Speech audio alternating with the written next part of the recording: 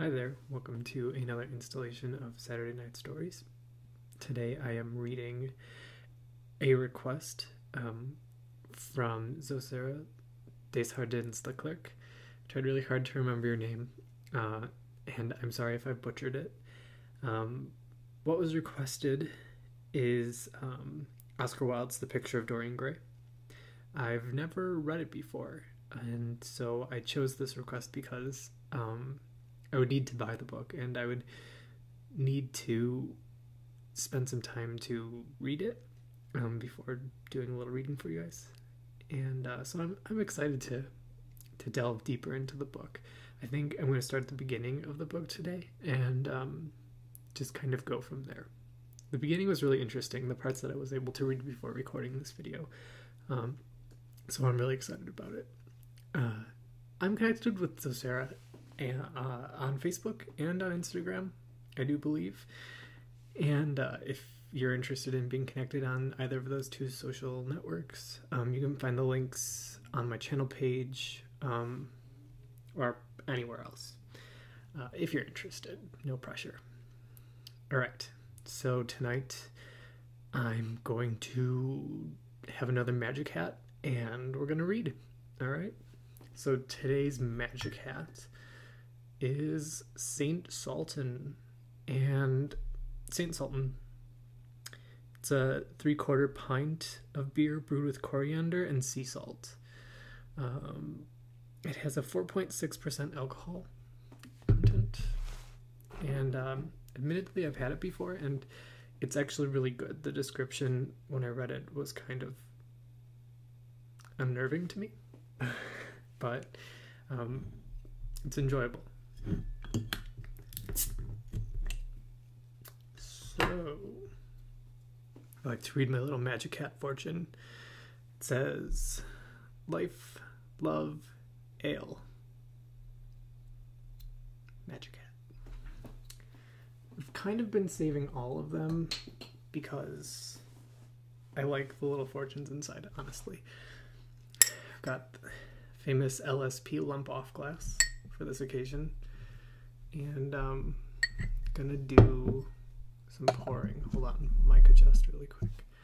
There we go. Ready?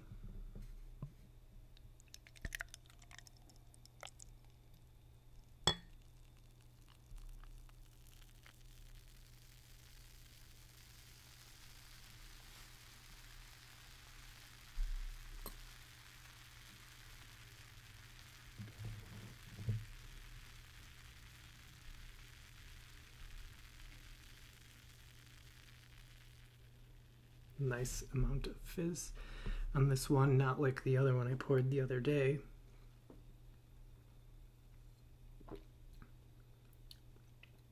It's really quite transparent, yellow, fizzy,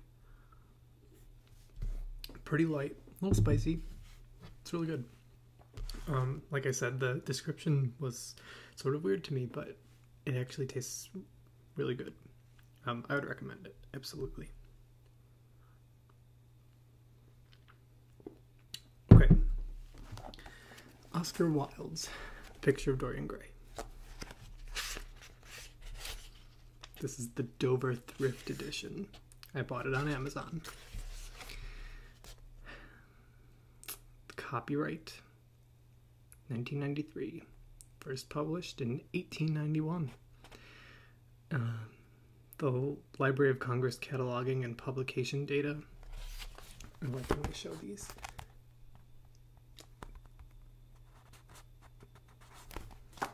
Do you guys remember card catalogs?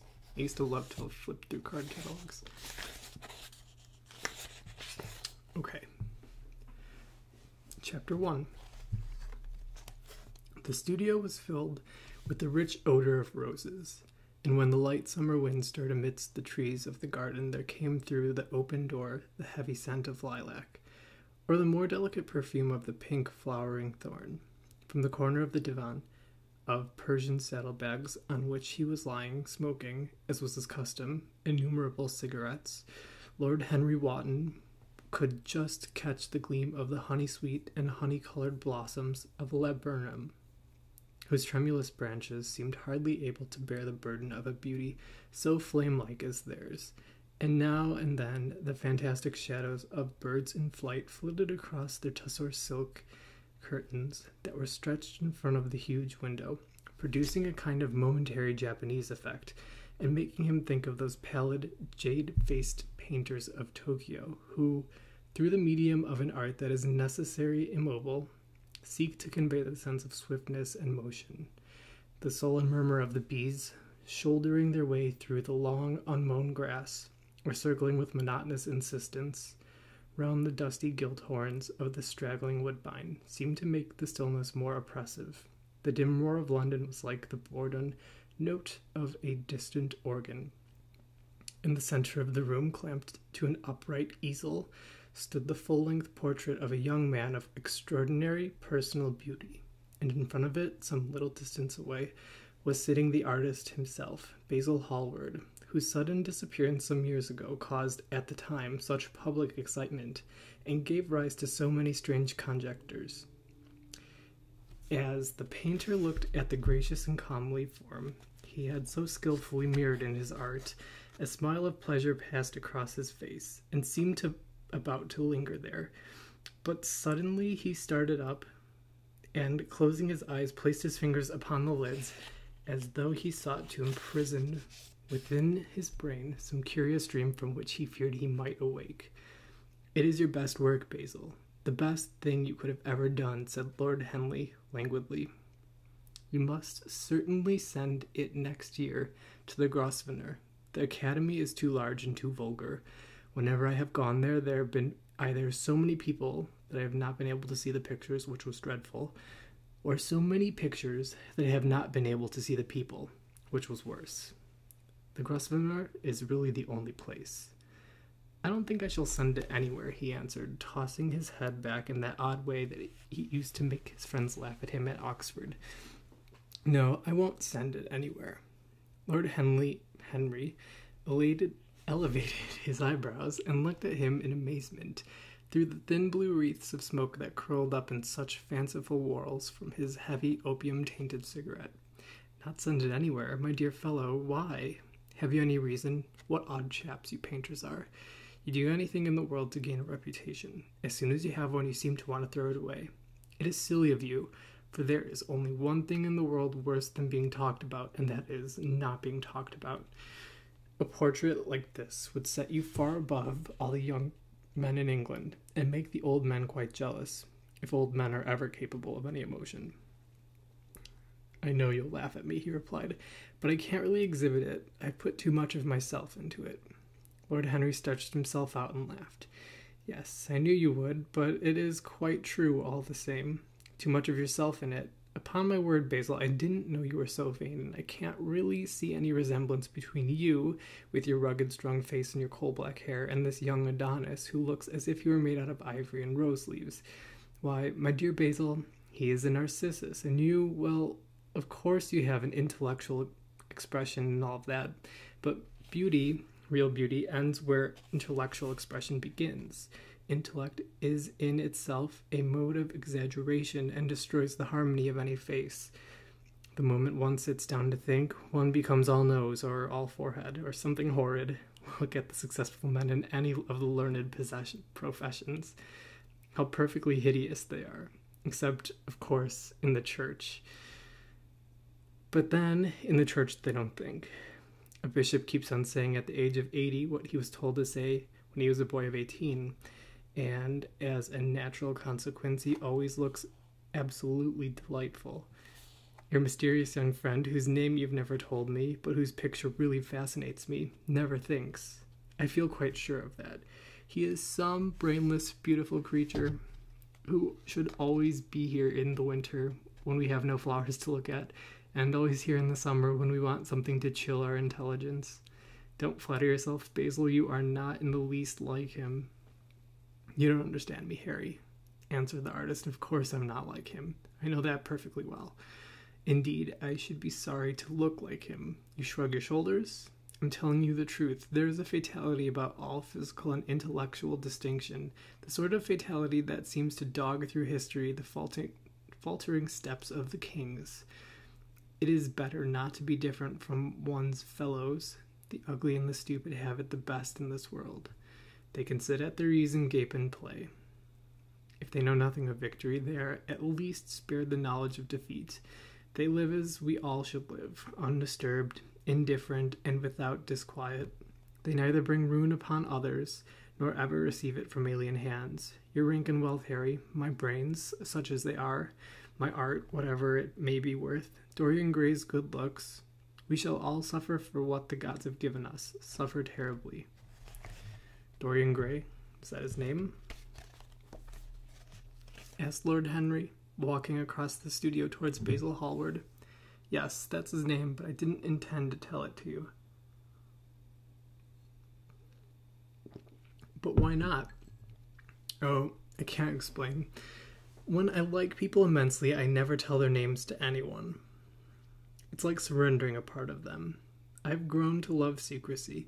It seems to be the one thing that can make modern life mysterious or marvelous to us. The commonest thing is delightful if one only hides it. When I leave town now, I never tell my people where I am going. If I did, I would lose all my pleasure. It is a silly habit, I dare say, but somehow it seems to bring a great deal of romance into one's life. I suppose you think me awfully foolish about it. Not at all, answered Lord Henry. Not at all, my dear Basil. You seem to forget that I am married, and the one charm of marriage is that it takes a life of deception, absolutely necessary for both parties. I never know where my wife is, and my wife never knows what I'm doing. When we meet, we do meet occasionally.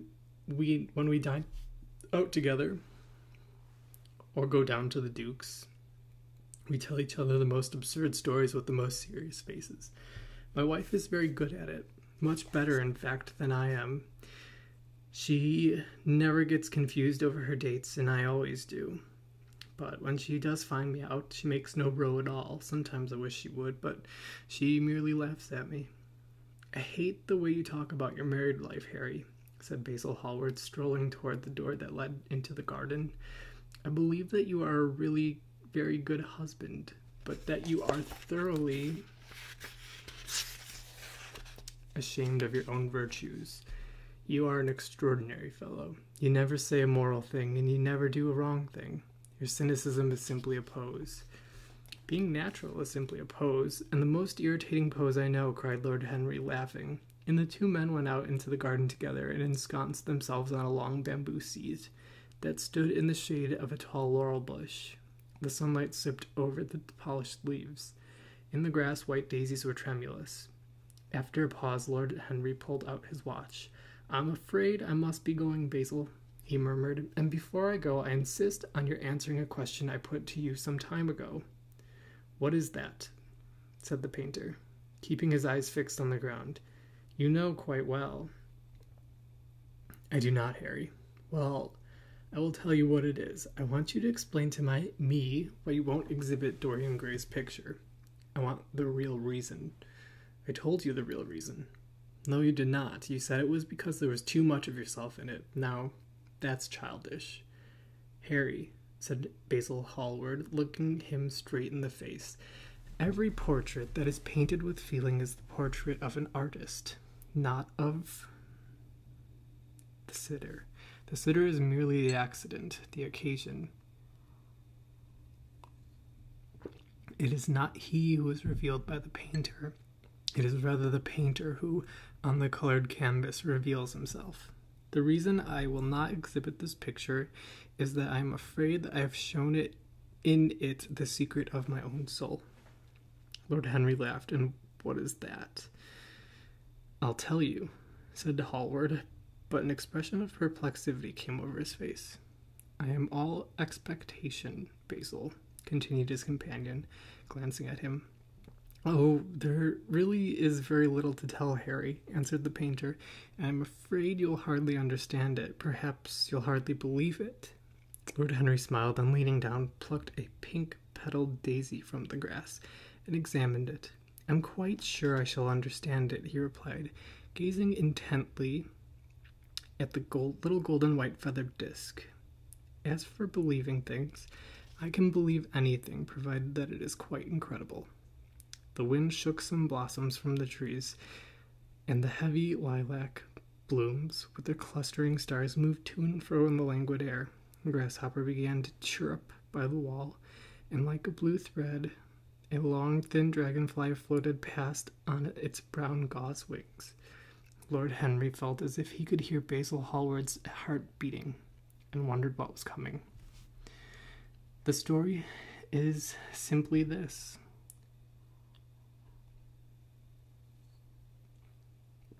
Two months ago, I went to a crush at Lady Brandon's. We were poor artists.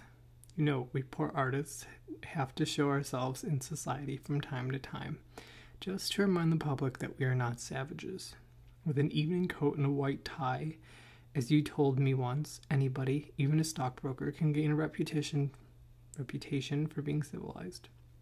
Well, after I'd been in the room about 10 minutes talking to huge overdressed dowagers and tedious academicians, obviously I'm not one of those, I suddenly became conscious that someone was looking at me.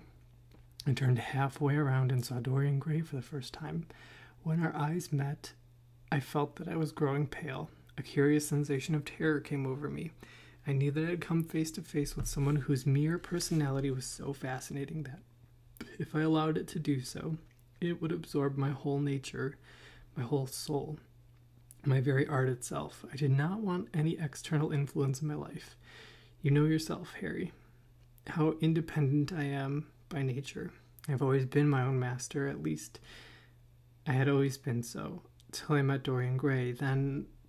But I don't know how to explain it to you. Something seemed to tell me that I was on the verge of a terrible crisis in my life. I had a strange feeling that fate had in store for me exquisite joys and exquisite sorrows. I grew afraid and turned to quit the room. It was not coincidence. It was not conscious. That made me do so.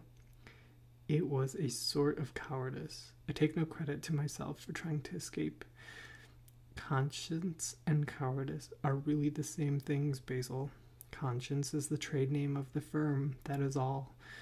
I don't believe that, Harry, and I don't believe you do either. However, whatever was my motive, and it may have been pride, for I used to be very proud, I struggled to that door. There, of course, I stumbled against Lady Brandon. You are not going to run away so soon, Mr. Hallward, she screamed out. You know her curiously shrill voice. Yeah, she's a peacock and everything but beauty, said Lord Henry, pulling the daisy to bits with his long, nervous fingers. I could not get rid of her. She brought me up to the royalties, and people with stars and garters, and elderly ladies with gigantic tiaras and parrot noses. She spoke of me as her dearest friend. I only had met her once before, but she took it into her head to lionize me. I believe some picture of mine had made a great success at the time, and at least had been chattered about in the penny newspapers, which is the 19th century standard of immortality. Suddenly, I found myself face to face with the young man whose personality had so strangely stirred me. We were quite close, almost touching. Our eyes met again. It was reckless of me, but I asked Lady Brandon to introduce me to him. Perhaps it was not so reckless after all. It was simply inevitable. We would have spoken to each other without any introduction. I'm sure of that. Dorian told me so afterwards. He too felt that we were destined to know each other. And how did Lady Brandon describe this wonderful young man? Asked his companion. I know she goes in for giving a rapid receipt of all her guests. I remember her bringing me up to a truculent and red-faced old gentleman covered all over with ribbons and orders, and hissing into my ear in a tragic whisper which must have been perfectly audible to everyone in the room the most astounding details. I simply fled. I like to find out about people for myself. But Lady Brandon treats her guests each as an auctioneer to treat his goods. She either explains them entirely away or tells one everything about them except what one wants to know.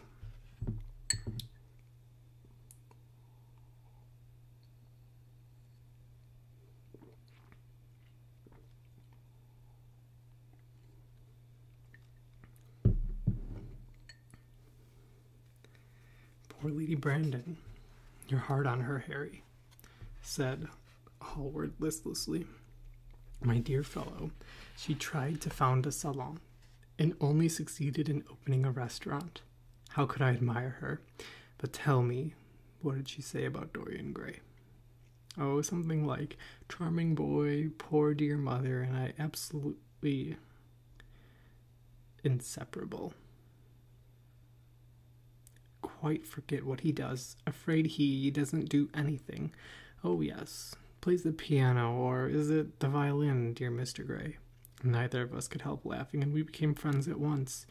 Laughter is not at all a bad beginning for a friendship, and it is far the best ending for one, said the young lord, plucking another daisy. Hallward shook his head. You don't understand what friendship is, Harry, he murmured, or what enmity is, for that matter. You like everyone, that is to say, you are indifferent to everyone. How horribly unjust of you, cries Lord Henry, tilting his hat back and looking up at the little clouds that, like ravelled skeins of glossy white silk, were drifting across the hollowed turquoise of the summer sky. Yes, horribly unjust of you. I make a great difference between people. I choose my friends for their good looks, my acquaintances for their good characters, and my enemies for their good intellects. A man cannot be too careful in his choice of enemies. I have not got one who is a fool. They are all men of some intellectual power, and consequently they all appreciate me. Is that very vain of me? I think that is rather vain. I should think it was, Harry, but according to your category I must be merely an acquaintance. My dear old Basil, you are much more than an acquaintance, and much less than a friend, a sort of brother, I suppose. Oh, brothers, I don't care for brothers. My elder brother won't die, and my younger brothers seem to never do anything else. Harry, explained Hallward, frowning. My dear fellow, I am not quite serious, but I can't help detesting my relations. I suppose it comes from the fact that none of us can stand other people having the same faults as ourselves. I quite sympathize with the rage of the English democracy against what they call the vices of the upper orders. The masses feel that drunkenness, stupidity, and immortality should be their own special property, and that if any one of us makes an ass of himself, he is poaching on their preserves. When poor Southwark got into the divorce court, their indignation was quite magnificent, and yet I don't suppose that 10% of the proletariat live correctly. I don't agree with a single word you have said, and what is more, Harry, I feel sure you don't either. Lord Henry stroked his pointed brown beard and tapped his toe of his patent leather boot with a tasseled ebony cane. How English you are, Basil. That is the second time you have made that observation. If one puts forward an idea to a true Englishman, always a rash thing to do. He never dreams of considering whether the idea is right or wrong. The only thing he considers of any importance is whether one believes it oneself. Now, the value of an idea has nothing whatsoever to do with the sincerity of the man who expresses it. Indeed, the probabilities are that the more insincere the man is, the more purely intellectual will be the idea. As in that case, it will not be colored by either his wants, his desires, or his prejudices. However, I don't propose to discuss politics, sociology, or metaphysics with you. I like persons better than principles. And I like persons with no principles better than anything else in the world. Tell me more about Mr. Dorian Gray. How often do you see him? Every day. I couldn't be happy if I didn't see him every day. He's absolutely necessary to me. How extraordinary. I thought you would never care for anything but your art. He is all my art to me now, said the painter gravely. I sometimes think, Harry, that there are only two eras of any importance in the world's history. First is the appearance of a new medium for art, and the second is the appearance of a new personality for art. What the invention of oil painting was to the Venetians, or the face of Antonius was to the late Greek sculpture, and the face of Dorian Gray will someday be to me. It is not merely that I paint from him, draw from him, sketch from him. Of course, I've done all that, but he's much more to me than a model or a sitter. I won't tell you that I'm dissatisfied with what I've done of him, or that his beauty is such that art cannot express it. There is nothing that art cannot express, and I know that the work I have done since I met Dorian Gray is good work, is the best work of my life. But in some curious way, I wonder, will you understand me? His personality has suggested to me an entirely new manner of art, an entirely new mode of style. I see things differently. I think of them differently. I can now recreate life in a way that was hidden from me before, a dream of form in days of thought. Who is it that says that? I forget, but it is what Dorian Gray has been to me. The merely visible presence of this lad, for he seems to me little more than a lad, though he is really over 20. His merely visible presence, I can wonder if you can realize all that that means. Unconsciously, he defines for me the lines of a fresh school, a school that is to have in it all the passion of the romantic spirit, all the perfection of the spirit that is Greek, the harmony of soul and body, how much that is. We, in our madness, have separated the two and invented a realism that is vulgar, an ideality that is void. Harry, if you only knew what Dorian Gray is to me. You remember that landscape of mine, for which Agnew offered me such a huge price, but which I would not part with? It is the one of the best things I've ever done. And why is that so? Because while I was painting it, Dorian Gray sat beside me. Some subtle influence passed from him to me, and for the first time in my life I saw in the plain woodland the wonder I had always looked for and always missed.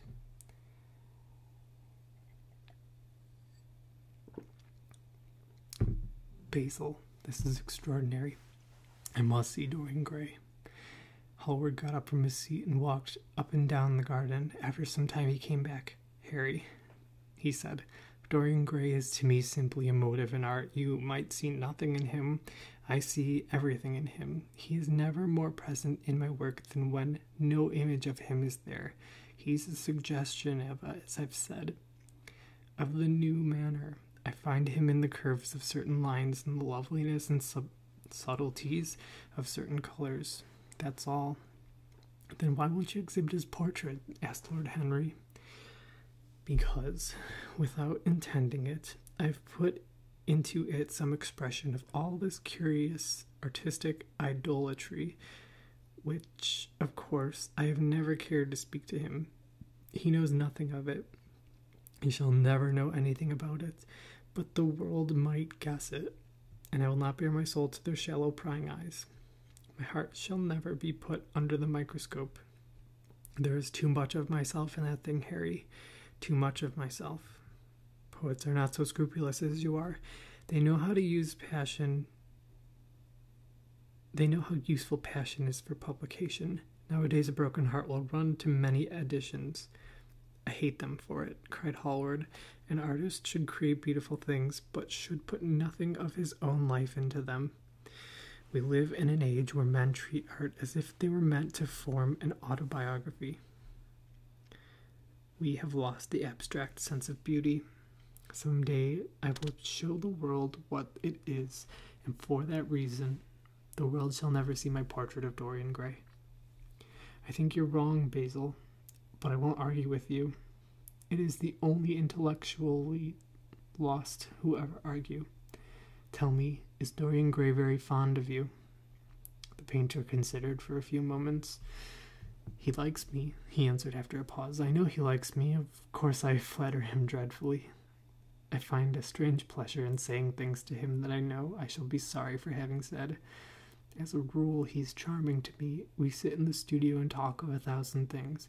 Now and then, however, he's horribly thoughtless and seems to take a real delight in giving me pain.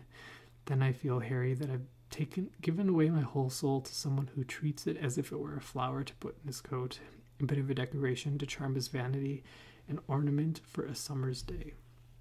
Days in summer, Basil, are apt to linger. murmured Lord Henry. Perhaps you will soon tire. Perhaps you will tire sooner than he will. It is a sad thing to think of, but there is no doubt that genius lasts longer than beauty. That accounts for the fact that we all take such pains to overeducate ourselves. In the wild struggle for existence, we want to have something that endures, and so we fill our minds with rubbish and facts in the silly hope of keeping our mind, our place. The thoroughly well-informed man that is of the modern ideal, and the mind of a thoroughly well-informed man is a dreadful thing. It is like a bric-a-brac shop, all monsters and dust, with everything priced above its proper value. I think you will tire first all the same. Some day you will look at your friend and he will seem to you to be a little out of drawing, or you won't like his tone or his color or something. You'll bitterly reproach him in your own heart and seriously think that he has behaved very badly to you. The next time he calls, you'll be perfectly cold and indifferent. It'll be a great pity, for it'll alter you. What you've told me is quite a romance of art, one might call it. And the worst of having a romance of any kind is that it leaves one so unromantic. Harry, don't talk like that. As long as I live, the personality of Dorian Gray will dominate me. You can't feel what I feel. You change too often.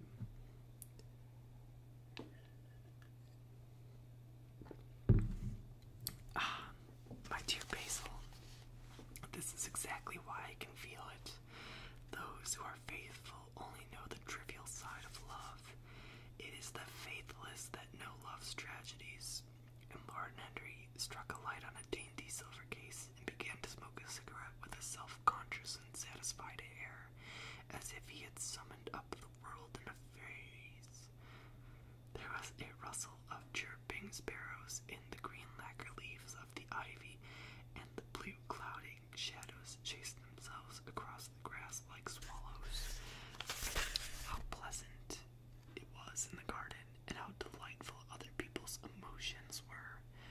Much more delightful than theirs, their ideas, it seemed to him. One's own soul and the passions of one's friends, those were the fascinating things in life. He pictured to himself with a silent amusement the tedious luncheons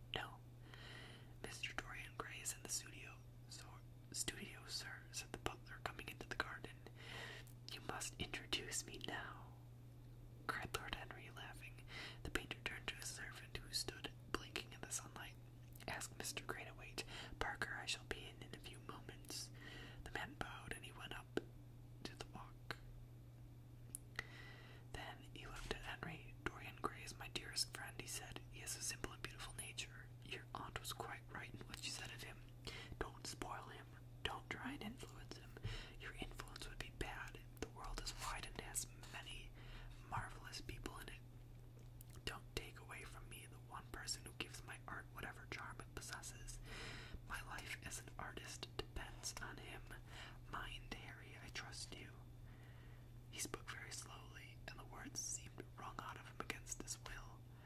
"What nonsense you talk," said Lord Henry, smiling and taking Hallward by the arm. He almost led him into the house.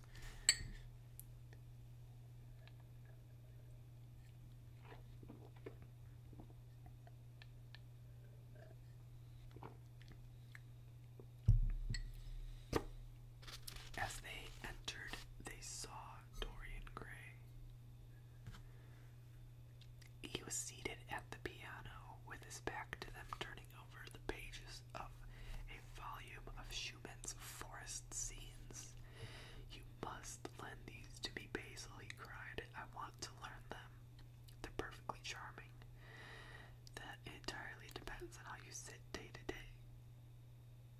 That entirely depends on how you sit today, Dorian." "Oh, I'm tired of sitting, and I don't want a life-size portrait of myself," answered the lad, swinging around on the music stool in a willful, petulant manner. When he's caught sight of Lord Henry, a faint blush colored his cheeks for a moment, and he started up. "I beg your pardon, Basil, but I didn't know you had anyone with you. This is Lord Henry Walton, Dorian, an old Oxford friend of mine. I've just been telling him what a capital sitter you were, and now you've spoiled everything." "You've not spoiled my pleasure in meeting you, Mr. Gray," said Lord Henry, stepping forward and extending his hand. "My aunt has spoken to me about you. You're one of her favorites. And I'm afraid I'm also one of her victims. I am in Lady Agatha's black books at the present," answered Dorian with a funny look of penitence. "I promised to go to a club in Whitechapel with her last Tuesday, and I really forgot all about it. We were to have played a duet together. 3 duets, I believe. I don't know what she'll say to me, and I am far too frightened to call.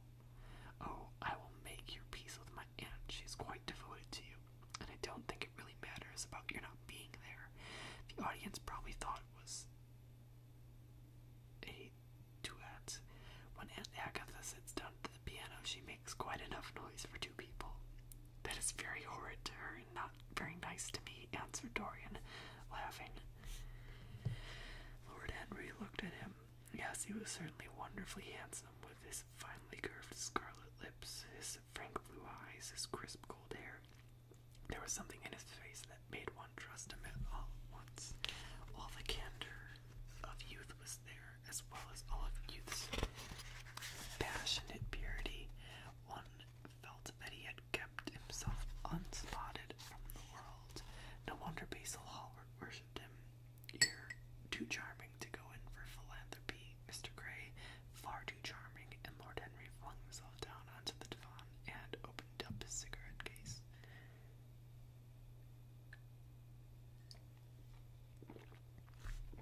The painter had been busy mixing his colors and getting his brushes ready.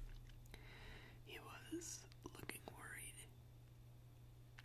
and when he heard Lord Henry's last remark, he glanced at him, hesitated for a moment, and then said, "Harry, I want to finish this picture today. Do you think it awfully rude of me if I ask you to go away?" Lord Henry smiled and looked at Dorian Gray. "Am I to go, Mr. Gray?" he asked. "Oh, please don't, Lord Henry. I see that Basil is in one of his sulky moods, and I can't bear him when he sulks. Besides, I want you to tell me why I should not go in for philanthropy." "I don't know that I shall tell you that, Mr. Gray. It is so tedious a subject that one would have to talk seriously about it, but I certainly shall not run away, now that you have asked me to stop. You don't really mind Basil, do you? You've often told me that you liked your sitters to have someone to chat to." Hallward bit his lips. "If Dorian wishes it, of course you must stay. Dorian's whims are lost to everybody except himself." Lord Henry took up his hat and gloves. "You are very pressing, Basil, but I am afraid I must go. I have promised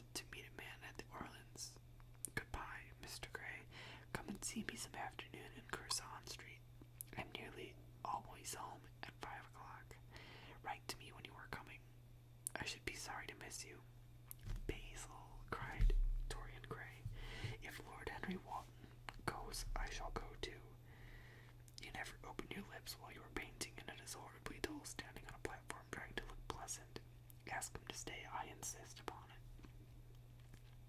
Stay, Harry, to oblige Dorian, and to oblige me, said Hallward, gazing intently at his picture. It is quite true, I never talk when I'm working, and I never listen either. It must be dreadfully tedious for my unfortunate sitters, and I beg you to stay. But what about my man at the Orlands? The painter laughed. I don't think there will be any difficulty about that. Sit down again, Harry, and now, Dorian, get up on the platform and don't move too much or pay any attention to what Lord Henry says. He has a very bad influence over his friends, with the single exception of myself. Dorian Gray stepped up on the dais with the young Greek martyr and made a little mow of disappointment, of discontent. The Lord Henry, to whom he had rather taken a fancy, he was so unlike Basil, they made a delightful contrast, and he had such a beautiful voice. After a few moments, he said to him, have you really a very bad influence, Lord Henry? As bad as Basil says. There's no such thing as good influence, Mr. Gray. All influence is immoral from the scientific point of view. Why? Because to influence a person is to give him one's own soul. He does not think his natural thoughts or burn with his natural passions. His virtues are not real to him. His sins, if there are such things as sins, are borrowed. He becomes an echo of someone else's music, an actor of a part that has not been written for him. The aim of life is self-development, to realize one's nature perfectly. That is what each of us are here for. People are afraid of themselves nowadays. They have forgotten the highest of all duties, the duty that one owes to oneself. Of course, they are charitable. They feed the hungry and clothe the beggar, but their own souls starve and are naked. Courage has gone out of our race. Perhaps we never really had it. The terror of society, which is the basis of morals, the terror of God, which is the secret of religion, these are the two things that govern us. And yet,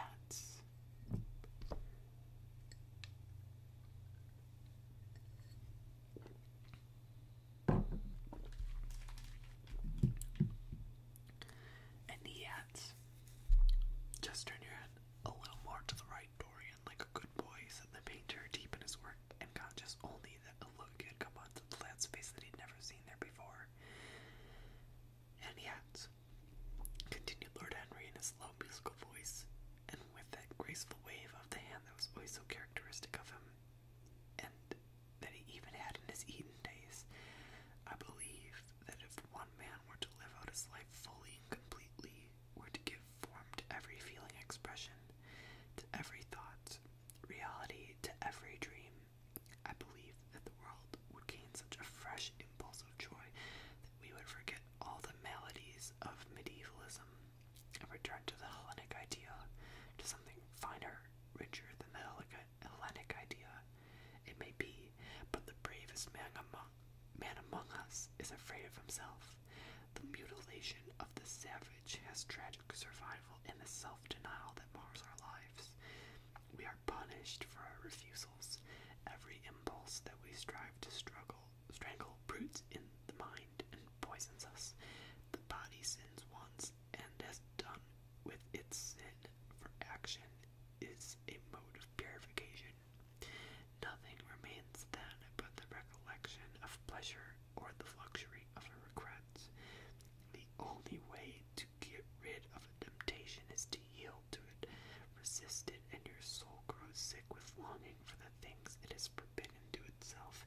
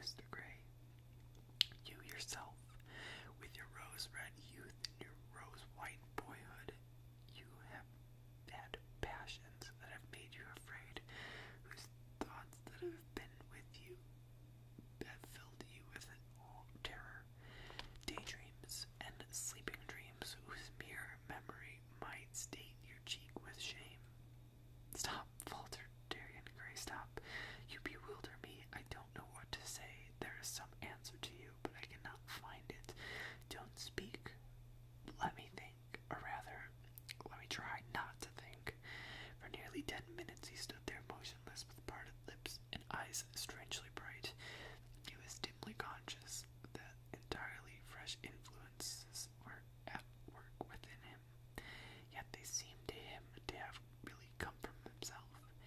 The few words that Basil's friend had said to him, words spoken by chance, no doubt, and with willful paradox in them, had touched some strange secret chord that had never been touched before, but that he was now feeling vibrating and throbbing to curious pulses. Music had stirred him like that. Music had troubled him many times, but music was not articulate. It was not a new world, but rather another chaos that it created in us. Words, mere words, how terrible they were, how clear and vivid and cruel.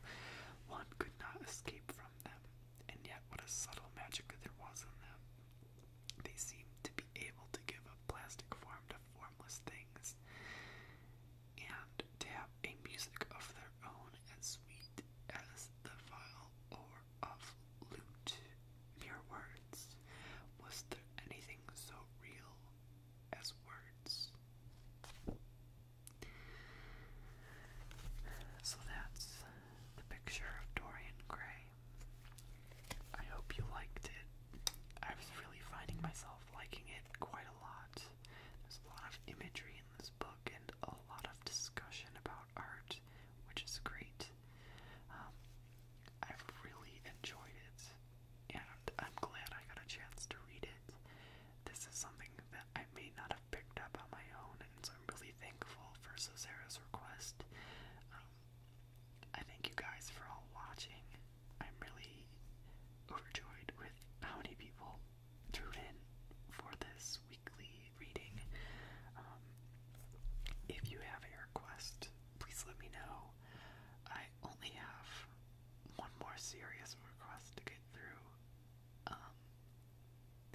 The rest are kind of jokes. Unfortunately, I'm not going to read 50 Shades of Grey. I'm also going to be using my judgment when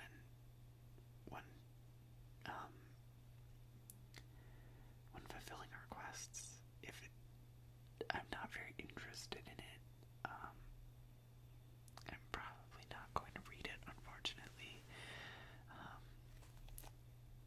A couple YA romances have made their way into my inbox, and I'm just not very interested in reading a teen romance, unless someone could convince me otherwise. So